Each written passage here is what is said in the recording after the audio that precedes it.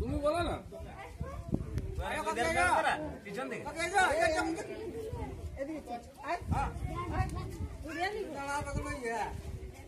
আজ আমরা বিশেষ কারণে লাইভে এসেছি।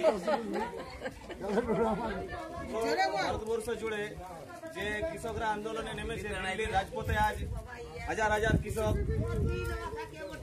আন্দোলনে এই শীতকে উপেক্ষা করে আন্দোলনে রয়েছে সরকারের বিরুদ্ধে। কারণ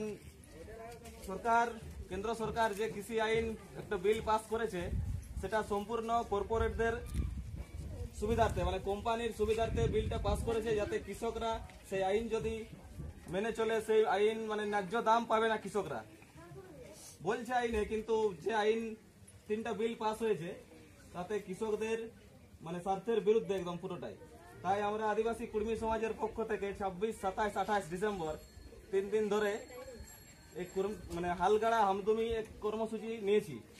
আমাদের পুরো পশ্চিমবঙ্গ জুড়ে আদিবাসী কুর্মী সমাজের যারা সমর্থক বা যারা সদস্যরা রয়েছে, তারা প্রত্যেকে নিজের নিজের গ্রামে এই কর্মসূচি পালন করে চলছে। তো আজ আমরা সেই কর্মসূচিকে কৃষকদের যে এই কালা আইন তার প্রতিবাদে আজ আমরা সমবেত হয়ে এই আন্দোলন যোগদান করছি। কালা আইন বাতিল করো, বাতিল করো, বাতিল করো, কালা আইন বাতিল করো, বাতিল করো, বাতিল করো। কৃষকদের স্বার্থে আমাদের লড়াই চলছে, চলবে, চলছে, চলবে। কৃষকদের স্বার্থে আমাদের লড়াই চলছে, চলবে, চলছে, চলবে। কৃষি আইন বাতিল করতে হবে, করতে হবে, করতে হবে। আদিবাসী কুর্মী সমাজ জিন্দাবাদ, জিন্দাবাদ, জিন্দাবাদ। আদিবাসী কুর্মী সমাজ জিন্দাবাদ, জিন্দাবাদ, জিন্দাবাদ। কালা আইন বাতিল করো, বাতিল করো, বাতিল করো।